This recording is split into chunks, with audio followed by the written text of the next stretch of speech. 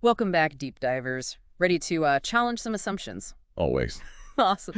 Today we're diving into anarchy. We'll be using an English translation of the Portuguese book Anarchy Works. Have you heard of it? I have. It's a fascinating look at, well, real-world examples of societies without traditional power structures. Right. Anarchy, I mean, it's often portrayed as like chaos and disorder. Yeah.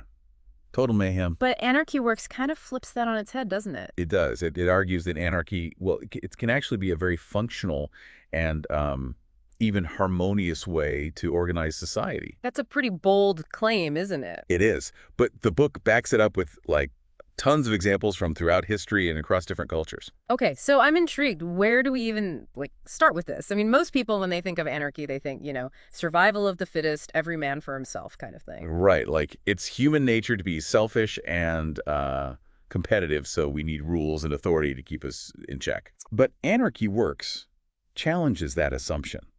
It argues that cooperation and sharing are just as much a part of human nature as competition. Okay, so, how does it support that argument? I mean, does it, cherry pick examples? Not at all. It Yeah. presents a wide range of examples, even from societies that we might consider, very different from our own. Like what? Give me an example. Well, take the Mbuti people of Central Africa, for instance. Oh.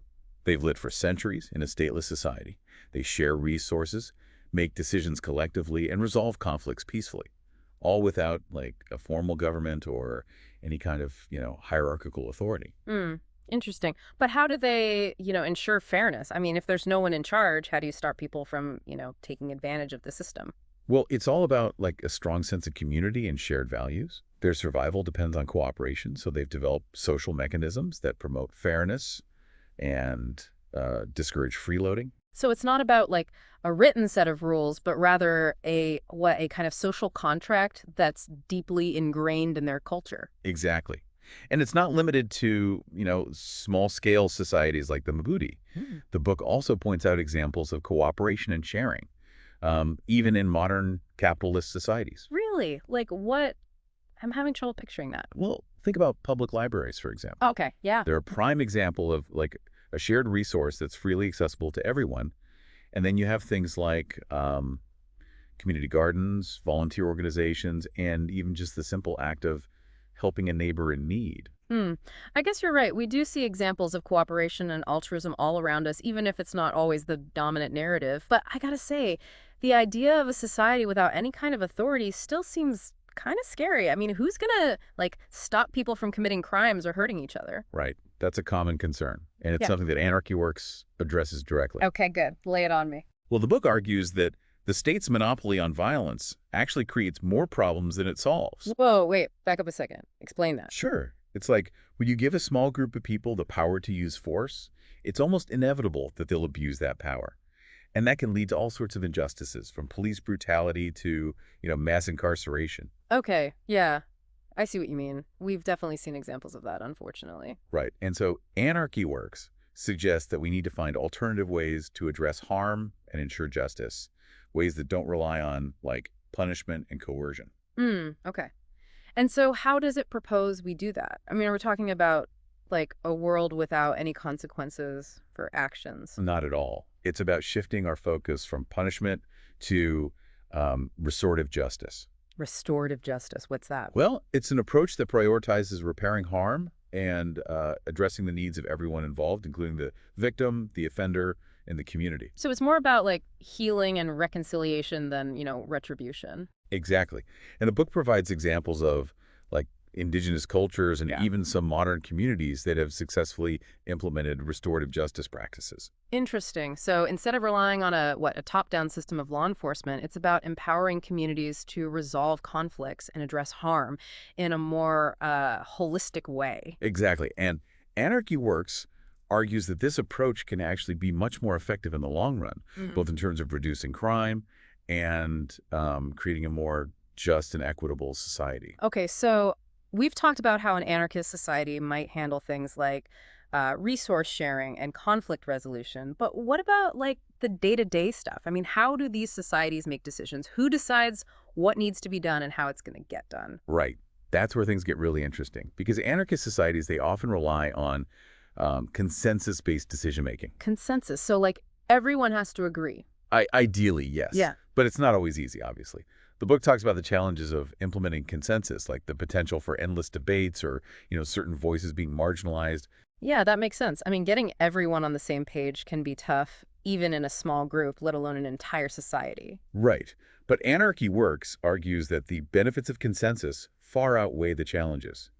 Because when everyone has a say in decisions that affect them, it creates a much more engaged and empowered citizenry. So it's like it fosters a sense of ownership and responsibility for the well-being of the community as a whole. Exactly.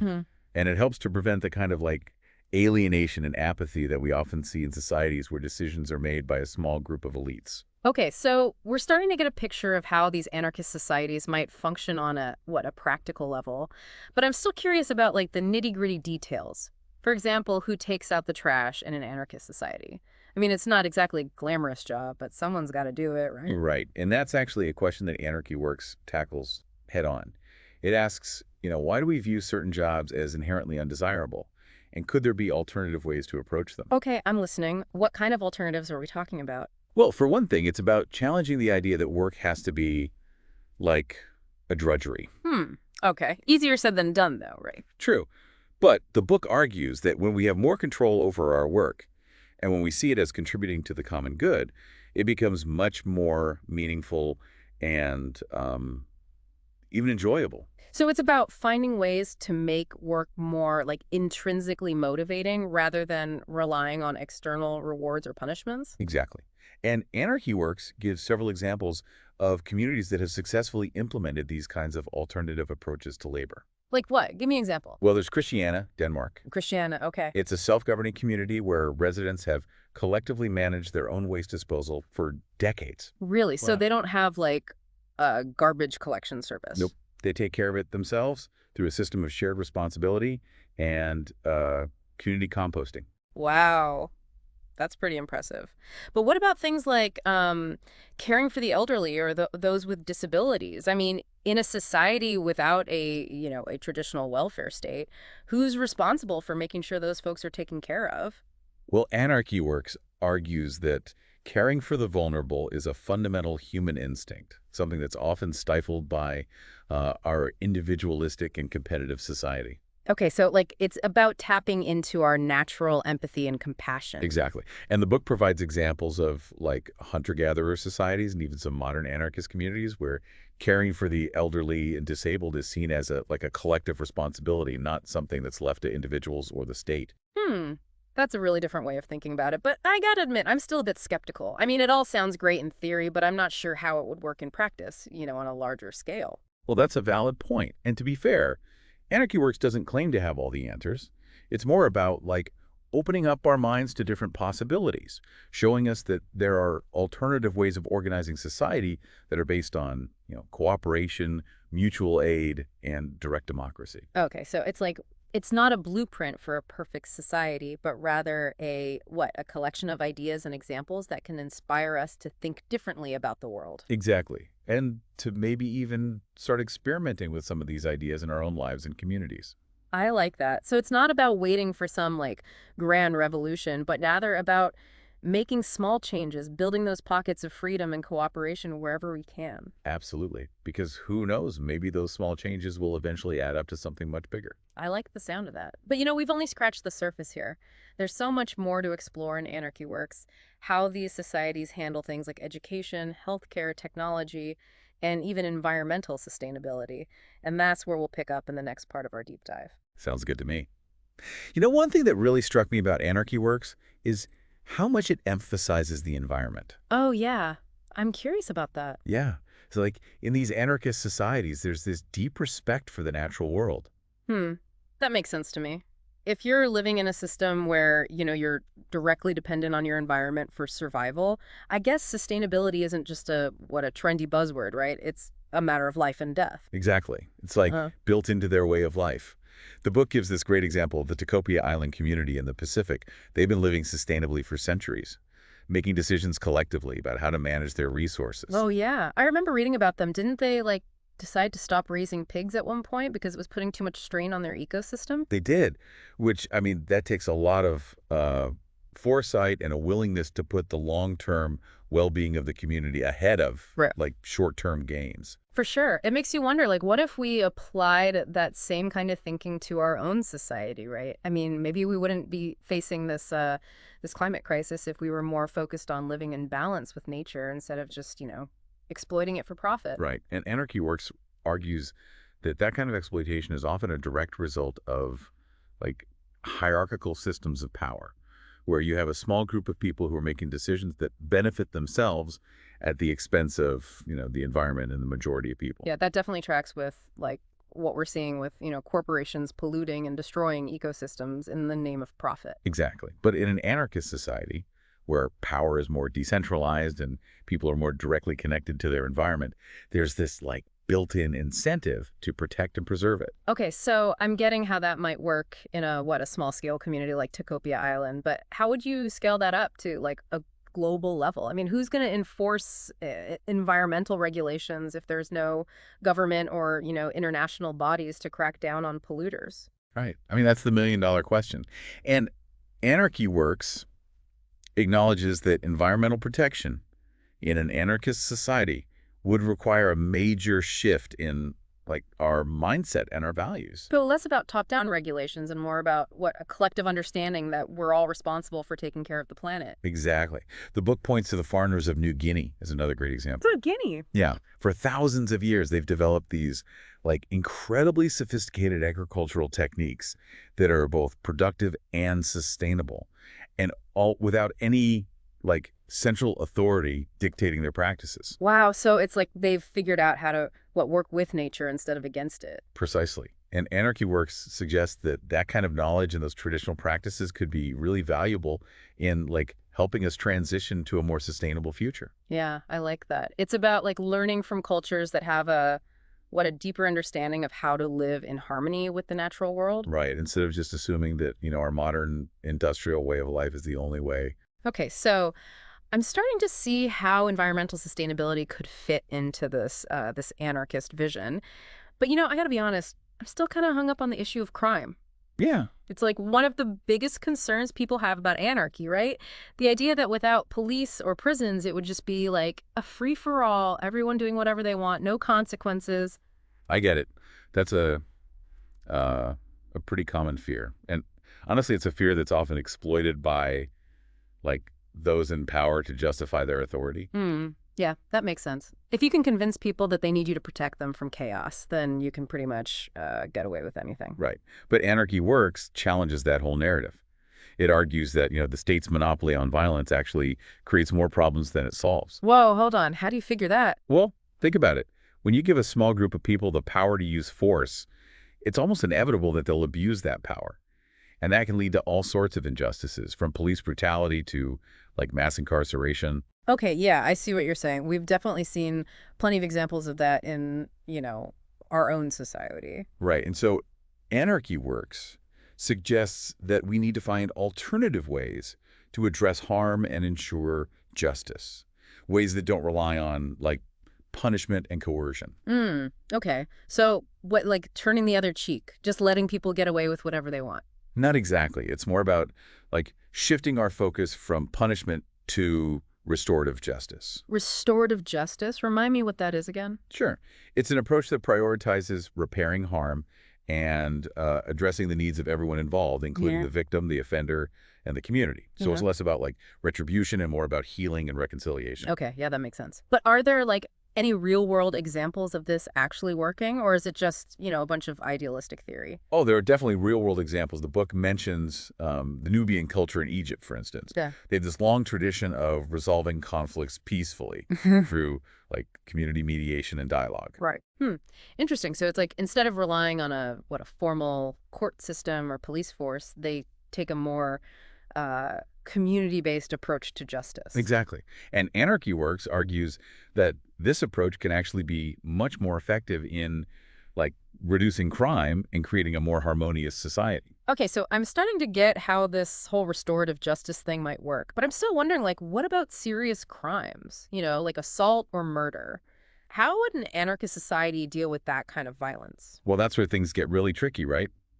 Because there's no easy answer. Hmm. And Anarchy Works acknowledges that, there will always be situations where someone's safety is threatened and some form of intervention might be necessary. So it's not like anarchists are just pacifists who are gonna, what, stand by and let people get hurt. Right. It's more about like finding ways to respond to violence Yeah. in a way that doesn't, perpetuate the cycle of harm. Okay, I can get behind that.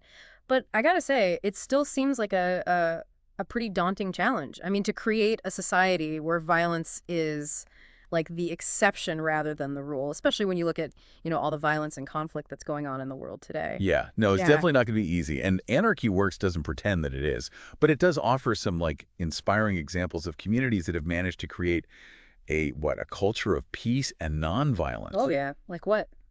Well, they mention the Semi people of Malaysia, for example. Well, They're known for having this like deeply ingrained aversion to violence. And they've developed all these social mechanisms for resolving conflicts peacefully. that's pretty amazing. But how do they, protect themselves from outside threats? I mean, what if another group comes in and tries to, like, take their land or resources? Right. That's a valid question. And Anarchy Works talks about the importance of like community self-defense. Right. But it emphasizes that this should always be a last resort. And it should always be done in a way that, minimizes harm and avoids escalating the conflict. So it's like, it's not about building up a big army or anything like that, but rather about empowering communities to protect themselves in a way that's consistent with their values. Exactly. And it's about like building solidarity and alliances with other communities so that they can support each other in times of need. Yeah, that makes sense. Strength in numbers, right. Right. And it's about like addressing the root causes of violence, which are often things like poverty, inequality, and oppression. So it's not just about, like, reacting to violence after it happens, but about creating a society where violence is less likely to occur in the first place. Exactly. And Anarchy Works argues that this is only possible if we're willing to challenge like the fundamental power structures that create these conditions of violence. Okay, so we've covered a lot of ground here. We talked about how anarchist societies might approach sustainability, crime, and even social change. But I gotta say, I'm still wondering, like, how do you actually get from where we are now to this anarchist future? I mean, it seems like such a radical departure from the way the world works today. Right. It's not going to happen overnight. That's for No. sure. And Anarchy Works is very clear about that. It talks about the need for like a long-term strategy of building alternatives, of creating those pockets of freedom and cooperation that can eventually, challenge the dominant system. So it's like it's not about waiting for some grand revolution to magically transform the world, but rather about doing the work day by day to build a better future. Exactly. And it's about recognizing that, the change we want to see in the world starts with us, with our own choices, our own actions. I like that. So it's not just about like tearing down the old system, but also about building something new in its place. Right. And Anarchy Works gives us some like really inspiring examples of people who are doing just that all over the world. Okay, well, this has been a mind-expanding conversation for sure, but there's one more crucial piece of this puzzle that we haven't really touched on yet, and that's how anarchy might play out on a global scale, and that's where we'll pick up in the final part of our deep dive. Okay, so we've talked about how anarchist societies might work on a local level, dealing with things like crime and the environment. Right. But how do we get from there to like a global anarchist future? I mean, are we talking about like a world without any countries or borders? Well, that's the big question, isn't it? And Anarchy Works doesn't shy away from the challenges of like applying anarchist principles on a global scale. Yeah, because it's one thing to have like a small community operating on anarchist principles, but it seems like a whole other ballgame when you're talking about like international relations and global trade and all that. It is. And the book acknowledges that, there's no easy answer. There's no like one size fits all solution. So what does it suggest? Like, what are some of the ideas it puts forward for how to navigate those global challenges? Well, for one thing, it emphasizes the importance of like solidarity and cooperation between different communities and groups. So instead of like competing with each other, it's about finding ways to work together. Exactly. It's about recognizing that we're all in this together. Yeah. That the problems we face are interconnected and that we need to find solutions that work for everyone. That makes sense to me. But how do you like ensure that everyone's needs are met, especially when you have, different groups with different interests and values. Right. And Anarchy Works talks about the importance of like open communication and dialogue. And it stresses the need for processes that are fair and transparent so that everyone feels like they have a voice and that their concerns are being heard. Okay, I can see how that would be important. But I'm also wondering, like, what about things like defense? I mean, in a world without countries, wouldn't you be vulnerable to attack from, groups that don't share your values? Right. And Anarchy Works addresses that concern too. Talks about the idea of like decentralized defense networks. Decentralized defense? Okay, Yeah. what's that? Well, instead of having like a standing army, it would be more about communities coming together to protect themselves. Mm. And it would be based on, the principle of nonviolence as much as possible. So more like a mutual aid network for defense. Exactly. Where communities would support each other in times of need. I can dig it. But I gotta say, this whole global anarchist future still seems pretty far off. I mean, like, we're living in a world where there's so much conflict and division, and it seems like things are just getting worse. Yeah. No, you're right. It's not going to be easy to get from where we are now to where we want to be. Anarchy Works doesn't sugarcoat that, but it does offer some hope, I think. Okay, in what way? Well, it points to the fact that, like, anarchist ideas and practices are already happening all over the world. We talked about some examples earlier, like the Mbuti people and the Kikopia Islanders, and there are countless other examples of communities and groups that are already living and organizing themselves along anarchist principles. So it's like those are the seeds of a new world already being planted. Exactly. And Anarchy Works suggests that those seeds have the potential to grow and spread. And that, even if we never see a fully realized anarchist society in our lifetime, we can still contribute to that process by like supporting those initiatives and building those alternatives in our own communities. That's a good point. It's like even if we don't see the finished product, we can still be part of the building process. Right. And who knows? Maybe those small acts of resistance, those pockets of freedom and cooperation will eventually, lead to something much bigger. Well, that's a thought-provoking note to end on. I gotta say, Anarchy Works has definitely given me a lot to think about. And I hope it's done the same for our listeners out there. Me too. So to all our fellow deep divers out there, keep questioning, keep exploring, and keep pushing the boundaries of what's possible.